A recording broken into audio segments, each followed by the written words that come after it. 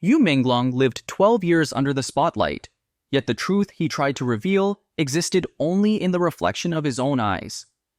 There are stories that begin with a triumph, with applause, or with a moment of shimmering brilliance. This one begins with silence. A silence so heavy that every image, every recorded gesture, every fleeting reflection from a pair of exhausted eyes feels like a desperate attempt to speak. For 12 long years, Yu Menglong existed inside the entertainment industry's dazzling facade, admired as a bright, gentle soul, a figure shaped by cameras and public expectations. But beneath that glow lay a suffocating darkness, one so meticulously hidden that only in hindsight does each detail feel like a cry for help. The final live stream he ever performed seemed, at first, unremarkable. There were no dramatic lines, no sudden confessions, no trembling voice that would betray fear. And yet, when netizens revisited the footage, they noticed something subtle resting against his neck, something that should not have been there. A shadow, a shape, a strange device that ignited a chilling question. Had he been controlled, monitored, or restrained in a way no one imagined? In the chaotic world of online speculation, theories are plentiful, but the unease this discovery created felt different. It hinted at something systematic, something quietly violent, something far more tragic than a celebrity's hidden grief. What unsettled viewers even more was the possibility that he had tried to leave behind a trail. Not through words, not through confessions, but through images that he meticulously edited himself. The idea that a young man, trapped within a ruthless system, may have placed his final truths inside the reflections of his own pupils carries a haunting poetic weight. Every photograph suddenly became a message. Every highlight in his eyes became a window into a place he could not escape. In the images he shared publicly, his gaze remained bright, steady, seemingly untouched by the turmoil around him. Now those same eyes are being re-examined with the knowledge that they might have been carrying fragments of his final warnings. As the public continues to unpack the mystery surrounding these hidden clues, a larger picture begins to form, one that extends beyond a single individual and touches an entire industry shaped by power, silence, and fear. Artists under long-term contracts reportedly speak of oppressive terms, of lives micromanaged to the point where freedom becomes an illusion. Others prepare for legal battles that may expose what has remained concealed for far too long. But behind the glamour and the excuses, what mechanisms are really driving this crisis? We will analyze every detail, from the initial mistakes to the irreversible damage, to see how the entertainment world works and how an icon is redefined. In the end, the question is no longer simply what happened to Yu Menglong. The question is, why so many people now feel compelled to search for the truth that he may have woven into the smallest corners of his final images. And if the story begins here, with eyes that refuse to dim, then what awaits in the darkness behind them may reshape everything the public thought it understood. The final months of Yu Menglong's life now appear, in hindsight, like the closing sequence of a long, silent struggle. What seemed ordinary to the public at the time has shifted into a constellation of clues that suggest a deeper, more painful reality. When netizens revisited his last livestream, the innocent frame of a young artist speaking to his fans transformed into something far more unsettling. There was an object near his neck, faintly visible, tightly aligned with his collar. It was so small, so easy to overlook, yet so out of place that it ignited a wave of suspicion. Many wondered whether it was truly a clothing tag, or whether it was a device designed for control, a remotely operated shock mechanism capable of silencing a person instantly. Such speculation, while unverified, did not arise from thin air. It emerged from a larger pattern of testimonies, rumors, and the haunting sense that Yu Menglong had endured 12 years of systemic confinement disguised as a career. This question opened the door to a deeper inquiry. Why did a bright, capable young artist surrounded by millions of fans, never escape what he privately described as an unbearable environment? The dominant theory among netizens is that he was never free enough to try. They speak of 24-hour surveillance, of people allegedly stationed around him, of constant intimidation. The device on his neck, if it truly existed for the purpose they fear, would have made resistance impossible. One wrong sentence, one step beyond the invisible boundary, and a single click from someone in the shadows could have dropped him to the floor. It is a chilling scenario, but one that resonates with the imagery that would later surface from his own work. What makes the narrative even more heartbreaking is that Yu Menglong may have attempted to communicate his suffering in the only safe way he could, through the digital medium he controlled personally. Because his company reportedly refused to invest in promoting him, he handled most of his own photo editing.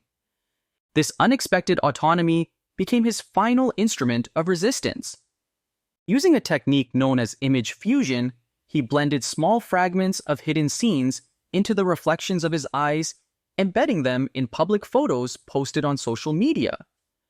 At first glance, these images were elegant, harmless, entirely consistent with an artist's online presence. But when netizens adjusted the brightness, contrasts, and zoom, they discovered disturbing silhouettes buried within the reflections. In a photo posted on April 12, 2025, the left eye revealed the faint outline of 3 people in what appeared to be an indoor, non-studio setting. One figure, in green and black, seemed to be kneeling with hands bound. Another appeared to stand still in the center. A third figure, dressed entirely in black, lingered like a shadow. The right eye revealed the same trio, but with a dark smear on the floor resembling blood. The 2 images, side by side, suggested not an accident, but an intentional narrative. They hinted at captivity, violence, and helplessness. The choice to place them in the eyes was symbolic, almost literary, a confession lodged in the very place he publicly declared to be the windows to the soul. A second image, from his birthday in 2023, deepened the pattern. Although the photograph was taken outdoors on grass, his eyes reflected a starkly different environment, the inside of a hospital room. In the enlarged reflection, a shirtless man clutched his head in despair, while a woman lay on the floor with her arms pinned behind her. Another woman in a black hat bent toward her. These were not accidental distortions. They were scenes that clashed violently with the light-hearted setting of the photograph. What stands out is the contrast with his everyday photos, where his pupils appear completely ordinary. No distortions, no hidden images, nothing unusual. This inconsistency strengthens the belief that the fused images were deliberately placed only in select photographs, suggesting intentionality rather than coincidence.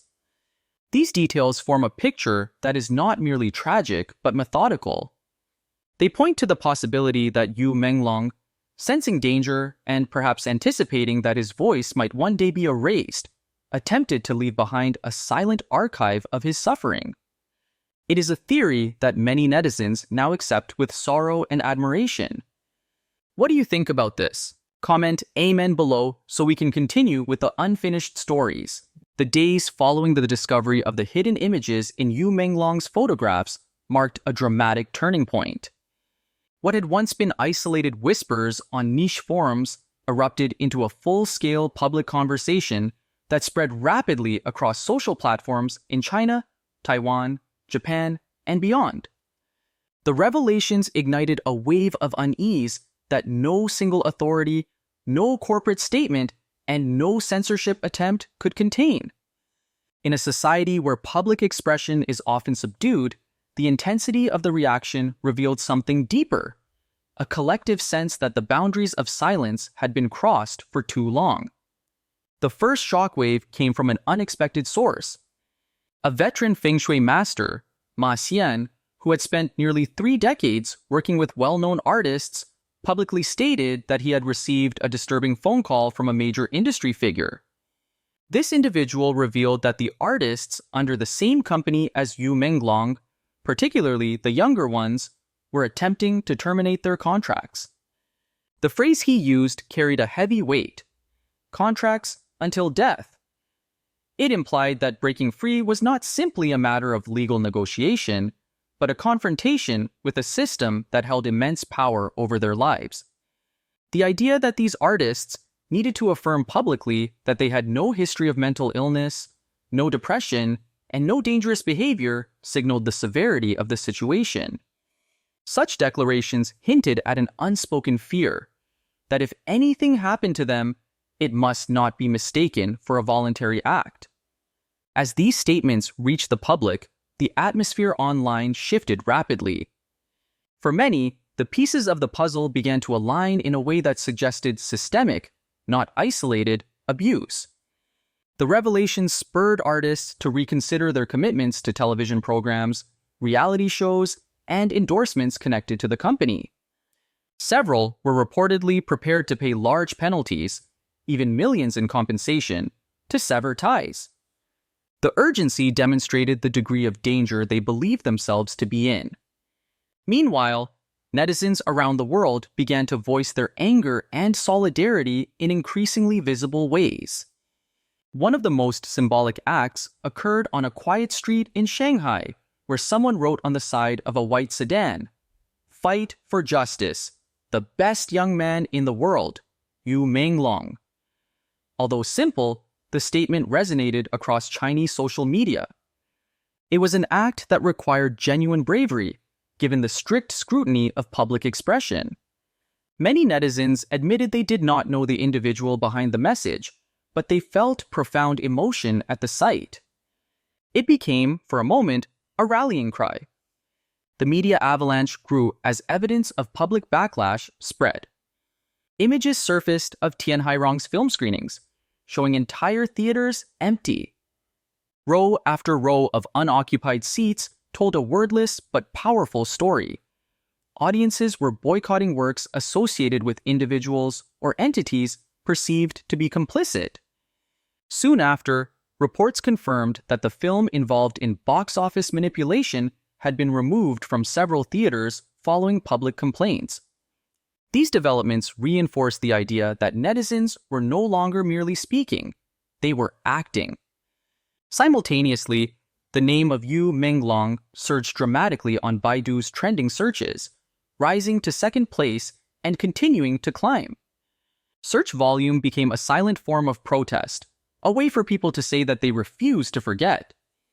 Across Taiwan, joint signature campaigns, digital billboards, and offline displays amplified the call for justice.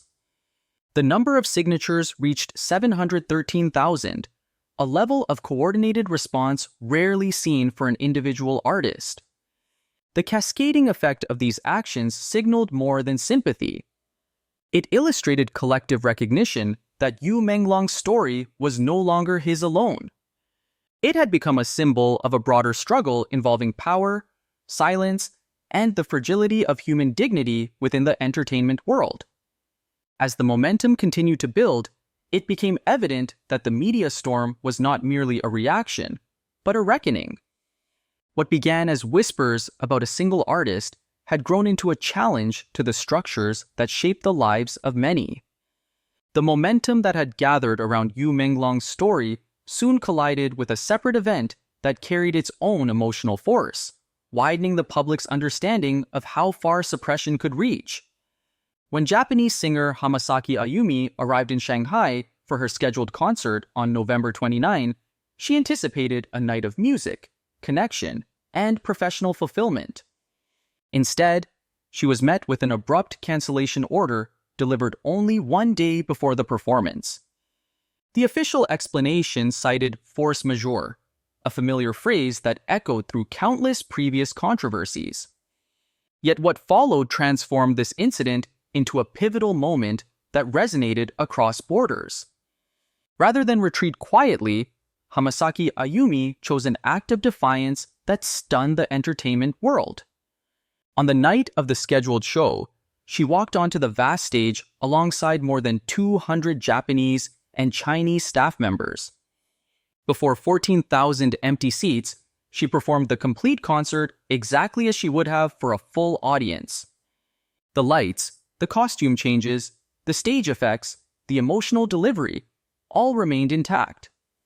The images later shared online captured a rare scene, an artist singing with unwavering commitment to rows of silent chairs, creating a tableau that felt like a tribute to integrity itself.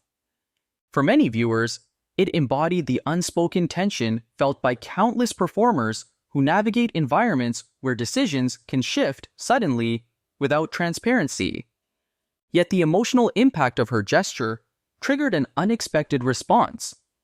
On December 1st, a major outlet in Shanghai published an article claiming that the viral footage was not a concert at all, but merely a rehearsal video leaked by a cameraman who allegedly violated the rules and misled the public. The statement included no interviews, no verifiable details, and no context.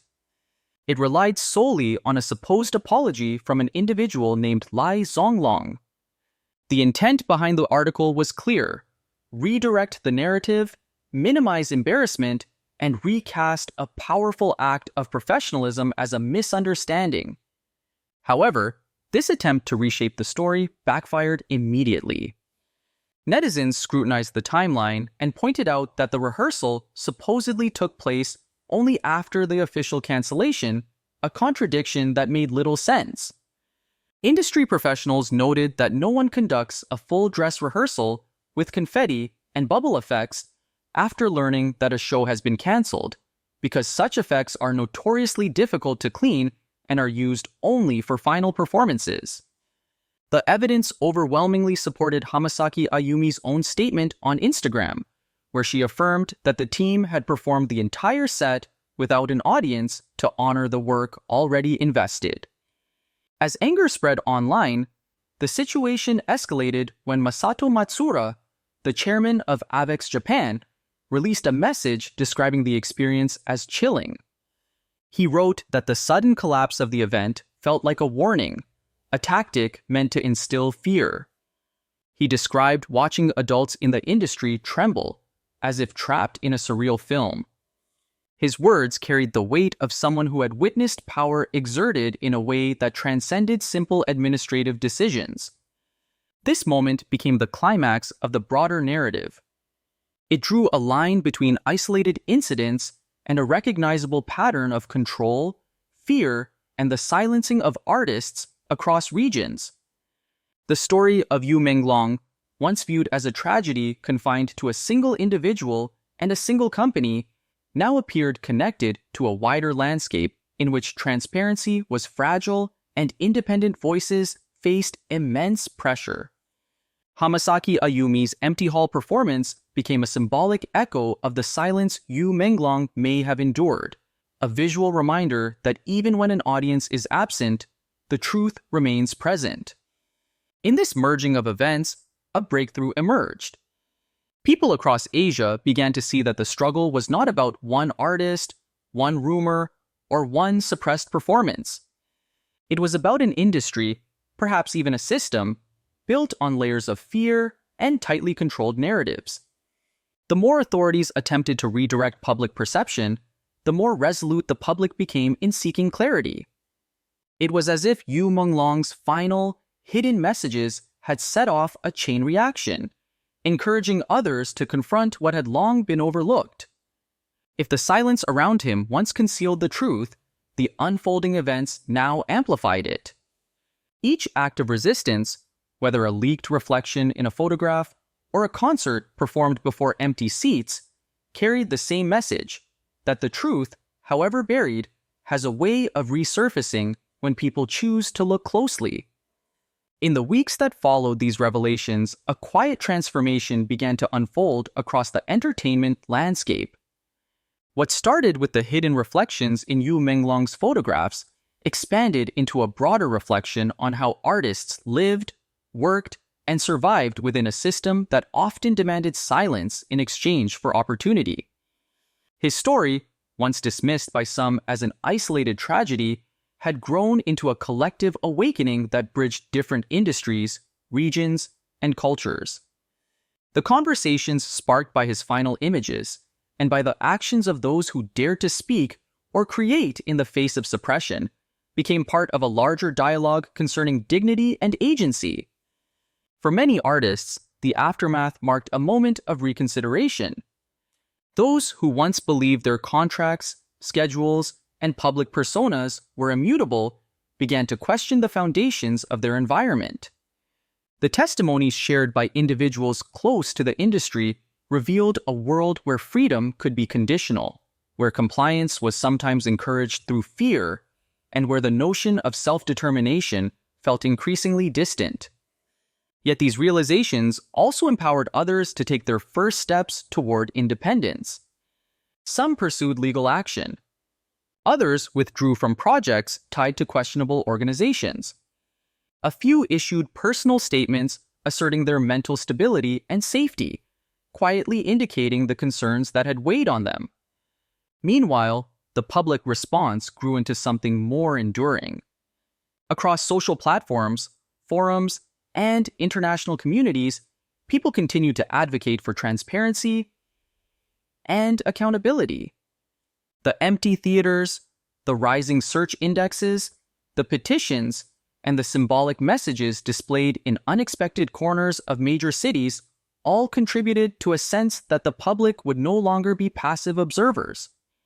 Supporters across Taiwan, Japan, Southeast Asia, Europe, and the United States amplified the story in different languages, transforming a national conversation into a transnational movement. Each act, however small, demonstrated that empathy could outweigh intimidation. The larger theme that emerged was unmistakable.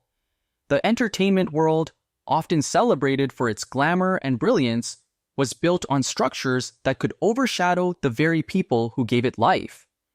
Yu Menglong's story underscored how fragile an artist's identity could become when placed under extreme pressure, and how easily the surface could conceal emotional or physical suffering.